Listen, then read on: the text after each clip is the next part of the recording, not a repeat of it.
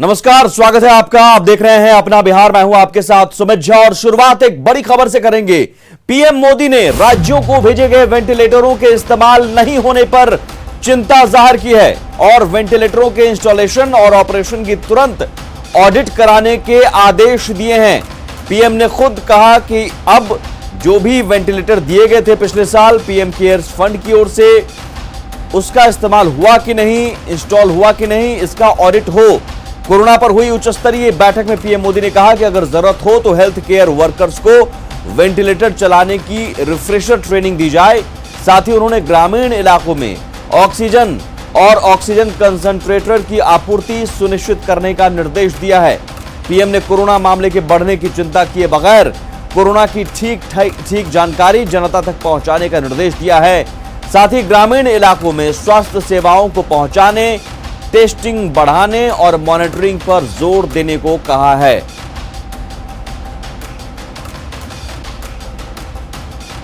तो सबसे बड़ी बात कि वेंटिलेटर्स जो धूल फाक रहे हैं कई राज्यों में, उसमें बिहार भी शामिल है। हमने बिहार में अलग अलग जिलों में जो वेंटिलेटर कई जगहों पर धूल फाक रहे हैं, स्वास्थ्यकर्मी नहीं है, टेक्नीशियन नहीं है, उसकी वजह से ये हमने रिपोर्ट भी दिखाई थी और हमने प्रमुखता से सवाल उठाया था, पूछा था सवाल कि आखिर कौन गुनहगार है इसके लिए कि वेंटिलेटर के अभाव में एक तरफ जहां मरीज की जान चली जाती है वहीं वेंटिलेटर पड़ा हुआ है, धूल फांक रहा है, लेकिन इंस्टॉल नहीं किया गया, ऑपरेशनल नहीं किया गया उसे, क्योंकि स्वास्थ्यकर्मी की नियुक्ति नहीं हुई। तो ये एक गंभीर सवाल जिसे लेकर अब पीएम नरेंद्र मोदी ने भी चिंता जाहिर की है और सीधे सीधे कहा कि इसकी ऑडिट की जाए। किन राज्यों में कितने वेंटिलेटर भेजे गए थे और उन वेंटिलेटर का इस्तेमाल क्यों नहीं हुआ, आखिर कमी कहां रही, और साथ ही ग्रामीण इलाकों पर जोर देने की बात कही है पीएम नरेंद्र मोदी ने। ये दो तस्वीरें हम आपको दिखा रहे हैं। 2 मई की ये तस्वीर है जब 2 मई को हमने रिपोर्ट दिखाई थी और पूछा था कि वेंटिलेटर धूल फाक रहे हैं, किसकी भूल है, और आज पीएम ने इस मामले में ऑडिट के निर्देश दिए हैं।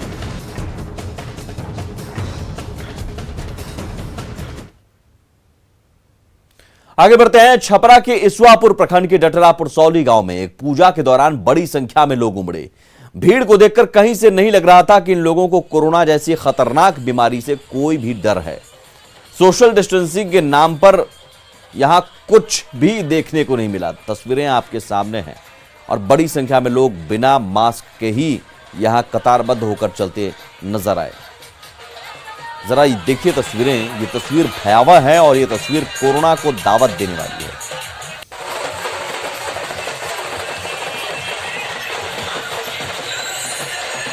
सवाल है कि कोरोना के खौफ से लोग डर क्यों नहीं रहे हैं, क्यों नहीं डरते हैं, आखिर कब समझेंगे लोग।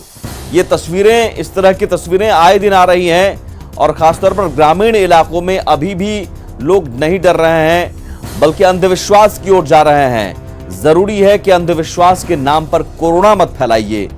क्या जिंदगी से ज्यादा जरूरी अभी भक्ति है, और भक्ति हो सकती है, क्यों नहीं, लेकिन आप घर में अपनों के बीच और अकेले में भक्ति कर कीजिए। सामूहिक भक्ति के आयोजन अभी बहुत खतरनाक और जानलेवा हो सकता है। संतोष हमारे साथ जुड़े हुए हैं। संतोष, इतना बड़ा आयोजन और इतनी बड़ी संख्या में लोग, सवाल है कि क्या इस तरह के आयोजन की भनक प्रशासन को नहीं लग रही है, और क्या लोगों को नहीं पता सोशल डिस्टेंसिंग का पाठ, या फिर लोग सब कुछ जानकर समझकर कोरोना को दावत दे रहे हैं?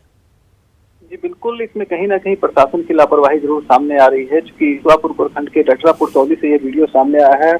यहाँ पे एक पूजा का आयोजन किया गया था जिसमें कलश यात्रा निकाली गई थी। बड़ी संख्या में लोग शामिल हो गए। आप देख सकते हैं, तस्वीरें चकित करने वाली है कि लॉकडाउन में इस तरह का आयोजन कैसे हो सकता है। तो कहीं ना कहीं सवाल जरूर खड़े हो रहे हैं। हालांकि पुलिस प्रशासन से हमने बात की, उनका कहना है कि हमें इस मामले की भी कोई जानकारी नहीं है, जांच की जाएगी, कब का वीडियो है, क्या है। लेकिन ये वीडियो तेजी से सोशल मीडिया में चलने लगा और हमने जो अपने सूत्रों से जांच की थी, ये आयोजन 2 दिन पहले का है और ये बिल्कुल दिन के उजाले में किया गया है, तो ऐसे प्रशासन तक ये जानकारी कैसे नहीं पहुंची, एक बड़ा सवाल है। सबसे बड़ी बात है कि जब पूजा के लोगों से जिस तरह से वीडियो डाला गया है तो उसमें ये कहा जा रहा है कि कोरोना को खत्म करने के लिए पूजा किया गया, तो ये कहीं ना कहीं सवाल जरूर खड़े करता है कि कोरोना को खत्म करने के लिए लोग जो विज्ञान के युग में हम जी रहे हैं, साइंस पूरी तरह से विफल, इस वैज्ञानिक लड़ रहे हैं इस कोरोना जैसी महामारी से, वैसे समय में इस तरह से लापरवाही करके तमाम प्रयासों को जो सरकार और वैज्ञानिक जो हमारे डॉक्टर जो तमाम प्रयास कर रहे हैं रोकथाम के, उस तमाम प्रयास को लोग ठेंगा दिखा रहे हैं। देखिए गांव के इलाकों में अगर मास्क पहने कुछ लोग नजर भी आ रहे हैं, इसका मतलब कहीं ना कहीं कोरोना को लेकर उन्हें पता है, लेकिन सवाल है कि क्या सामाजिक दूरी की बात उन्हें पता नहीं है, जागरूकता की कमी है, और क्या माइकिंग की बात जो सरकार की ओर से कही जा रही है, क्या माइकिंग हो रही है, माइकिंग के जरिए जागरूकता की फैलाई जा रही है, लोगों को बताया जा रहा है?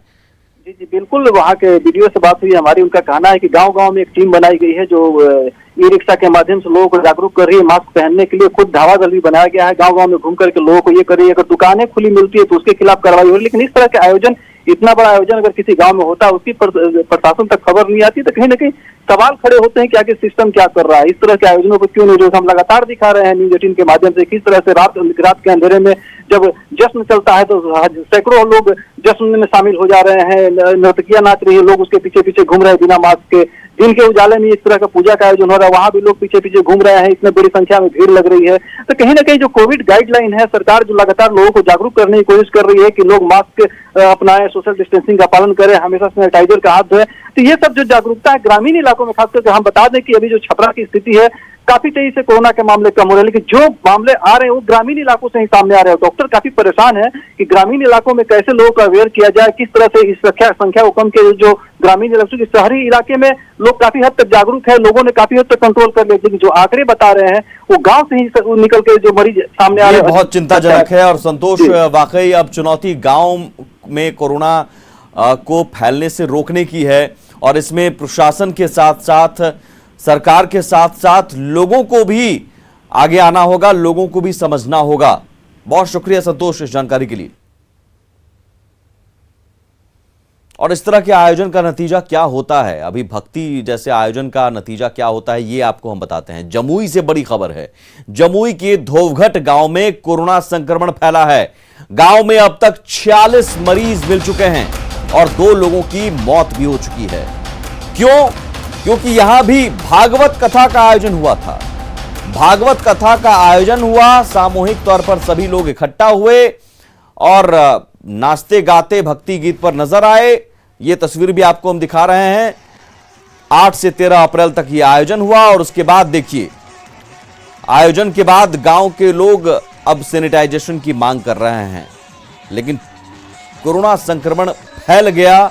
46 मरीज संक्रमित हो गए हैं, 46 मरीज, 2 की मौत हो चुकी है। तब गांव के लोगों को लग रहा है कि अब सैनिटाइजेशन होना चाहिए, बिल्कुल होना चाहिए, लेकिन सवाल गांव के लोगों को कौन समझाएगा कि अभी भागवत कथा और भक्ति के आयोजन, सामूहिक आयोजन किसी भी तरह के न किए जाएं। जमुई जिले के गिद्धौर प्रखंड का यह गांव है, धोवघट गांव है। और धोवघट गांव में बीते दिनों अगर देखा जाए तो कोरोना के 46 मरीज मिल चुके हैं, और 46 मरीज मिलने के साथ ही यहाँ पर 2 कोरोना पॉजिटिव की मौत भी हो चुकी है, जिसके बाद गांव में दहशत और भय का माहौल है कोरोना को लेकर। अब देख सकते हैं किस तरह से गांव में सन्नाटा है।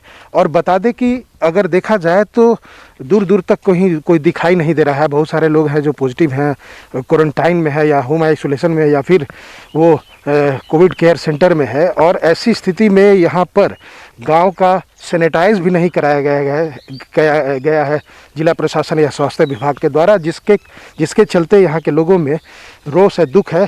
जो जानकारी मिली है उसके अनुसार इसी गांव के काली मंदिर में बीते 8 अप्रैल से 13 अप्रैल तक ये यहाँ पर भागवत कथा का आयोजन हुआ था। और बताया जा रहा था कि उसी भागवत कथा के आयोजन के बाद इस गांव में कोरोना फैला। ये भी बताया गया है, जो जानकारी मिली है, कि जो कथावाचक थे भागवत कथा के, वो बाद में पॉजिटिव मिले थे, जिससे यह अनुमान लगाया जा रहा है कि कथावाचक जो आए थे यहाँ पर, जो रांची से आए थे और जगहों से जो कथावाचक आए थे, उन्हीं से यह कोरोना फैला। और 8 से 13 अप्रैल तक यहाँ पर भागवत कथा हुआ था और उसके बाद यहाँ पर लगातार कोरोना मरीज मिल रहे हैं। इसके लिए पहल के गाँव के कुछ युवक हैं, उनसे पूछेंगे, अच्छा इस गाँव में कब से फैलना शुरू हुआ? बताया जा रहा है कि भागवत कथा का आयोजन कराया गया था इसी मंदिर में। उसी के बाद से कुछ बाहर के गेस्ट भी मतलब हमारे गांव में आए थे, जो बाहर में पढ़ाई लिखाई करते थे, और उसके बाद जो भागवत कथा में गेस्ट आए थे उन लोगों में कुछ पॉजिटिव लोग थे। उसी समय से यहाँ पे कम्युनिटी स्प्रेड हुआ है जी। उसके बाद प्रशासन के तरफ से मास लेवल पर अभी तक जांच नहीं किया जा रहा है। एक और शख्स है, उनसे पूछेंगे, युवक है इस गांव का, सैनिटाइजेशन हुआ है कि नहीं? नहीं सर, अभी तक तो सैनिटाइज नहीं हुआ है, और ना कोई इधर वैक्सीन जांच कर देने के लिए भी आए हैं, ना ठीक से चिकित्सा चेक करने वाले आए हैं। यहाँ पर इधर पॉजिटिव निकले जा रहे हैं, जांच वगैरह नहीं किया जा रहा है, सही टाइम पे आके कोई चेक वगैरह नहीं हुआ। एक लापरवाही तो हुई उस समय भागवत कथा का हुआ था, भागवत के तलब हुआ था, खुद दूर दूर से आदमी आए थे, काफी भीड़ लगे थे। कुछ लापरवाही हो रही है? हाँ, कुछ अभी बढ़ ही रहे हैं, कुछ चेकअप वगैरह के लिए सही। शादी ब्याह भी हो रहा है? हाँ, शादी ब्याह भी हो रहा है, जो कि जिस तरह सरकार से गाइडलाइन चालू था उससे भी कुछ थोड़ा कम बेसिक गाइडलाइन में ही हो रहा है, लेकिन बट अधिक आदमी जुटने के कारण थोड़ा माहौल और गर्म होने का। क्या और यहाँ पर क्या चीज़ की जरूरत है? यहाँ अभी चेकअप का पहले व्यवस्था किया जाए यहाँ पर सर, और सभी को यहाँ पर टीकाकरण किया जाए और अच्छी तरह से चेक किया जाए। क्या नाम है आपका? राजा बाबू। जैसा कि गांव के दो युवक हैं और इनका कहना है कि यहाँ पर सैनिटाइजेशन होना चाहिए था। हालांकि बता रहे कि शादी ब्याह जो हो रहा है यहाँ पर गाइडलाइन का पालन करते हुए, लेकिन बड़े पैमाने पर ना तो गांव का सैनिटाइजेशन हुआ और न ही बड़े पैमाने पर गांव में कैंप लगाकर लोगों का जांच कराया गया कि वे लोग कोरोना से सुरक्षित है या नहीं। वैसे लोग, ये गांव के लोग मान रहे हैं कि जो भागवत कथा का आयोजन था उसी के बाद ये कम्युनिटी स्प्रेड हुआ कोरोना का, जिसके बाद लगातार दर्जनों की संख्या पर यहाँ पर इस गांव में कोरोना पॉजिटिव मिले। केसी कुंदन, न्यूज़ 18 जमुई। और वहीं जब सिविल सर्जन से इस संबंध में सवाल किया गया तो उन्होंने अब जाकर टीम भेजने की बात कही है। उनका कहना है कि गांव में लोगों की अब जांच कराई जाएगी। घोघट प्रखंड के बारे में गिद्धौर प्रखंड का घोघट, मुझे स्पेसिफिक तो जानकारी नहीं है अभी। घोघट मैं वहाँ से पूछ लेता हूँ, वहाँ के स्टाफ से, क्योंकि हम लोग जो लिस्ट आता है सारा हम लोग भेज देते हैं का स्थानीय घोघट गांव में ना। मैं वहाँ के जो है, जो लोग वहाँ पर हैं प्रभारी और बीएचएम जो है, वहाँ भेज देता हूँ। और आज ही मैं वहाँ टीम भेज दे रहा हूँ कि जाके जो है मैक्सिमम जांच वहाँ पर कर ले, और अगर कोई पॉजिटिव निकलता है तो उसका इलाज का उपाय होगा। सिविल सर्जन को भी नहीं पता, एक गांव में 46 मरीज संक्रमित मिल गए। जरूरी है कि हर गांव में सर्वे हो, हर गांव में अब टेस्टिंग हो, हर गांव में अब इस सर्वे के जरिए पता लगाया जाए कि कहीं सर्दी बुखार के बीच कोरोना तो नहीं है। कोरोना महामारी के बीच अभी भी कई ऐसे इलाके हैं जहां पर सरकार की पहुंच नहीं है, लोग कोरोना के प्रति जागरूक नहीं हैं, और कोरोना वैक्सीन तो दूर की बात, वहां पर स्वास्थ्य सिस्टम नाम की कोई चीज नहीं है। बांका के मंझलाडीह गांव में जब हमारे सहयोगी गए तो लोगों ने जो तर्क बताए वो हैरान करने वाले थे। देखिए संवाददाता नागेंद्र की रिपोर्ट। कोरोना महामारी को लेकर अब तक जो बातें होती है बड़े बड़े शहरों के लिए होती है और दिखाया जाता है कि कोरोना महामारी का दौर क्या है, लेकिन जो ग्रामीण हैं अभी भी कोरोना महामारी से अनभिज्ञ हैं। और इन लोगों का कहना है कि कोरोना महामारी के दौरान जो वैक्सीनेशन किया जाता है उससे कोई फ़ायदा नहीं होता है। अभी मैं बांका प्रखंड के मंझलाडीह गांव में हूं, जो कि पूरी तरह से आदिवासियों का गांव है। यहां पे काफ़ी लोगों की तबीयत ख़राब है, लेकिन ये लोग ग्रामीण चिकित्सक से अपना इलाज करा रहे हैं। अभी तक सरकार की ओर से न कोई यहाँ पे जागरूकता का अभियान चलाया गया है, न वैक्सीनेशन के लिए कोई प्रमोट करने के लिए आया है। लोगों का कहना है कि वैक्सीनेशन लेने से लोगों की मौत हो रही है। डर तो हमरा से जाने कि कौन कौन सुइया दे देते मर जाता है कि हो जाता है, वही से हमरा से अच्छा, वही नहीं डर लगे ही आ जाए। सुइया लेने पर कमजोर हो जाता है। हाँ, तबीयत खराब हो रहा है गांव में, तो कैसे इलाज हो रहा है? प्राइवेट डॉक्टर से स्तर पर नहीं होता है, क्योंकि हम लोग प्राइवेट में जो यहाँ अपना क्षेत्र में जो घूमते हैं डॉक्टर, उनसे टेबलेट वगैरह अपने से ले लेते हैं। जिससे बुखार होता था, सर्दी खांसी का मतलब जैसे टेबलेट, उसके बारे में हम लोग दवाई टेबलेट 1-2 ले लेते हैं, उसे खा लेते हैं। और तो मतलब बीमारी मतलब उससे मतलब सुई लेने के बाद हम लोग का शरीर में हम लोग का ये बीमारी मतलब ये बहुत दिन से वो रखा हुआ रहता है। जो हम लोग का जो सोच है बहुत दिन से रखा हुआ रहता है, वो मौत होने की भी जानकारी, हाँ जानकारी है। ग्रुप करें कि कोरोना वैक्सीन लेने से मौत नहीं होती है बल्कि जीवन प्राप्त होता है। Nagendra, news 18 network. आगे बढ़ते हैं। खबर मुंगेर से। मुंगेर में पुलिस के साथ लोगों की हाथापाई का वीडियो वायरल हो रहा है। वायरल वीडियो में पेट्रोलिंग के लिए पुलिस की टीम के साथ कुछ लोग हाथापाई करते दिख रहे हैं। वहीं वाहन में बैठे दूसरे पुलिस के जवान अपने साथी को बचाने का जहमत भी नहीं उठा रहे हैं। बताया जा रहा है कि मुफस्सिल थाने में तैनात एएसआई ओम प्रकाश लॉकडाउन का पालन करवाने और वाहन जांच के लिए जवानों के साथ निकले थे, तभी मोहली के पास रास्ते में वाहन जांच के दौरान स्थानीय युवकों से झड़प हो गई, जिसके बाद स्थानीय युवकों ने एसआई को गाड़ी से उतारकर उसकी पिटाई कर दी। कुछ लोग एएसआई पर शराब के नशे में होने का आरोप भी लगा रहे थे। बाद में स्थानीय लोगों ने ही मामले को शांत करवाया। इसी दौरान वहां मौजूद किसी व्यक्ति ने वीडियो बनाकर वायरल कर दिया। एसपी ने डीएसपी को पूरे मामले की जांच के निर्देश दिए हैं।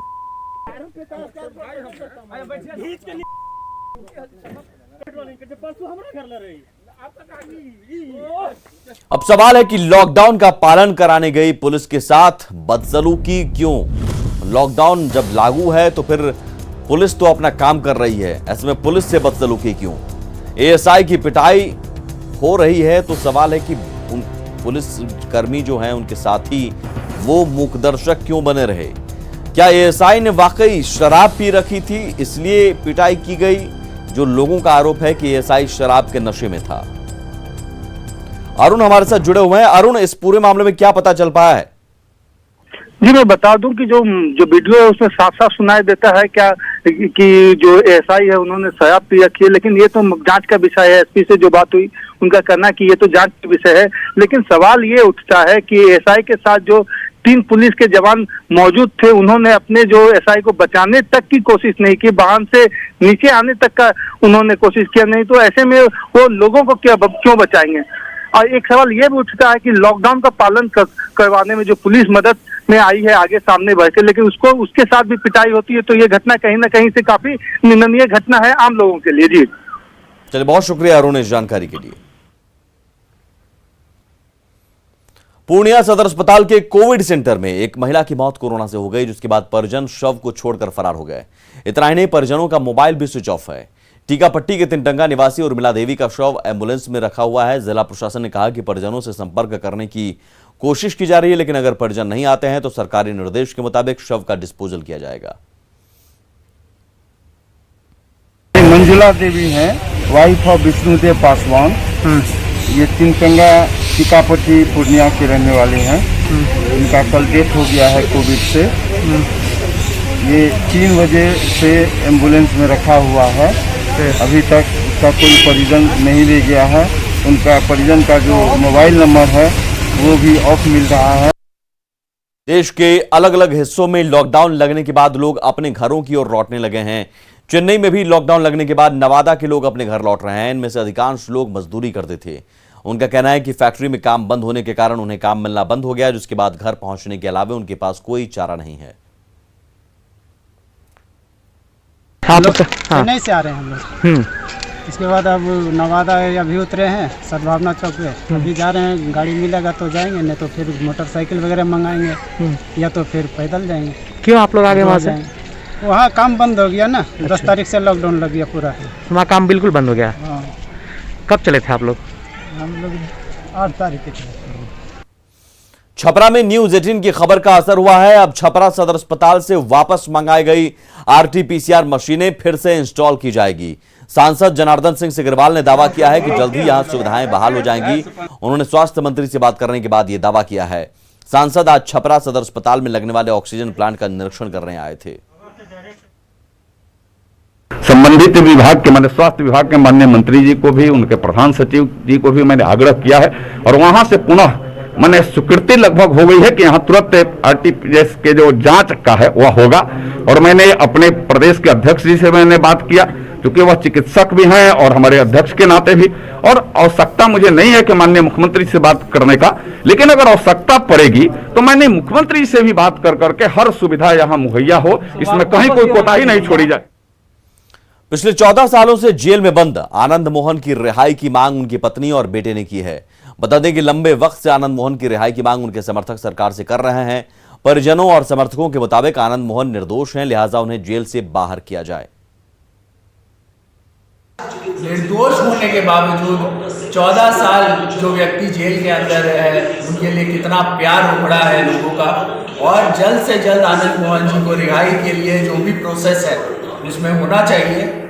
और सब लोग जान रहे हैं कि 14 साल से ज़्यादा हो गया है, आनंद मोहन जी जेल में है निर्दोष होते हुए भी, और सब लोग उनको बाहर देखना चाहते हैं। अब शहरी आवास योजना के क्रियान्वयन में शिवहर नगर पंचायत को पूरे देश में 5वां स्थान मिला है। वहीं बिहार में इसे पहला स्थान मिला है। गरीबों को आवास उपलब्ध कराने और इस काम में पारदर्शिता बरतने के लिए गौरव हासिल हुआ है। अन्य सरकारी योजनाओं के क्रियान्वयन में भी नगर पंचायत ने जिले में बेहतर काम किया है। नगर पंचायत अध्यक्ष ने अवार्ड मिलने पर खुशी जताई। उनका दावा है कि आने वाले समय में भी बेहतर काम करने की कोशिश करते रहेंगे। योजना में पूरे भारतवर्ष में एक सर्वे कराया गया था और एक कंपटीशन भी करवाया गया था, जो कि इस योजना के तहत पूरे भारतवर्ष में 5वां स्थान और पूरे बिहार में इकलौता शिवहर नगर पंचायत को ये सर्टिफिकेट के द्वारा सम्मानित किया गया, जो कि हमारे प्रधानमंत्री के समक्ष हमारे नगर विकास एवं आवास विभाग भारत सरकार के द्वारा यह पुरस्कार वितरित किया गया है। पटना में बने मेदांता अस्पताल में अगले सप्ताह से कोविड मरीजों का इलाज शुरू किया जाएगा। बिहार सरकार की पहल पर फिलहाल 40 बेडों की व्यवस्था की गई है। ये सभी बेड ऑक्सीजन से युक्त होंगे। कल यानी 16 मई को मॉक ट्रायल भी किया जाएगा। अस्पताल के निदेशक ने बताया कि बिहार सरकार ने जो रेट तय किया है उसी रेट में मरीजों का इलाज होगा। देखिए संवाददाता संजय कुमार की रिपोर्ट। कोरोना से जूझ रहे बिहार के लिए एक अच्छी खबर है। प्राइवेट हॉस्पिटल में सबसे बड़ा नाम मेदांता, अब वहां पर जल्द ही कोरोना मरीजों का इलाज शुरू हो जाएगा। इस कोरोना मरीजों के लिए इलाज शुरू होगा। मेदांता पटना के डायरेक्टर ने न्यूज 18 को इस बात की जानकारी दी है कि कमिंग वीक में यानी इस सप्ताह में मेदांता हॉस्पिटल में मरीजों का इलाज शुरू किया जाएगा। इसके लिए ऑक्सीजन युक्त बेड की व्यवस्था की गई है और 15 से 20 डॉक्टर अपॉइंट किए गए हैं, जबकि 40 नर्सों की ट्रेनिंग भी चल रही है। मेदांता गुड़गांव से भी जो एक्सपर्ट टीम है डॉक्टरों की, वो पटना आने वाली है और कल यानी रविवार को इसके लिए मॉक ट्रायल भी किया जाएगा। और सबसे बड़ी बात यह है कि मेदांता हॉस्पिटल में बिहार सरकार ने निजी हॉस्पिटल में जो कोरोना मरीजों के लिए इलाज का रेट तय किया है, उसी रेट के हिसाब से यहां भी मरीजों का इलाज होगा। तो ये राहत वाली खबर है कि मेदांता नाम से ही नहीं आप घबरा जाएं, मेदांता में उतनी ही फी ली जाएगी, उतना ही चार्ज किया जाएगा जो बिहार सरकार ने प्राइवेट हॉस्पिटल के लिए तय किया है। मेदांता के डायरेक्टर ने न्यूज 18 से इस बात की पुष्टि कर दी है। फिलहाल 40 बेड के लिए ये इलाज होगा और निश्चित तौर पर यह खबर पटना के लोगों के लिए, साथ ही बिहार के दूसरे जिलों के लोगों के लिए राहत देने वाली है कि मेदांता लंबे अरसे से इसकी प्रतीक्षा की जा रही थी। हालांकि अभी पूरी तरीके से मुकम्मल अंदर में व्यवस्था नहीं हो पाई है, लेकिन कोरोना के इस विपदा काल में जिस तरीके से हालात उभर कर सामने आए हैं, वैसे में मरीजों की सेवा के मकसद से 40 बेड पर इलाज शुरू किया जाएगा। कैमरा पर्सन मनीष जुनेजा के साथ संजय कुमार, न्यूज 18 पटना। नेटवर्क 18 ये सुनिश्चित करना चाहता है कि हर भारतीय को कोविड-19 टीका मिले। टीकाकरण जागरूकता बढ़ाने के लिए नेटवर्क 18 और फेडरल बैंक की पहल संजीवनी अ शॉट ऑफ लाइफ को सपोर्ट करें। हेल्थ एक्सपर्ट अपोलो 24/7 आपके साथ है।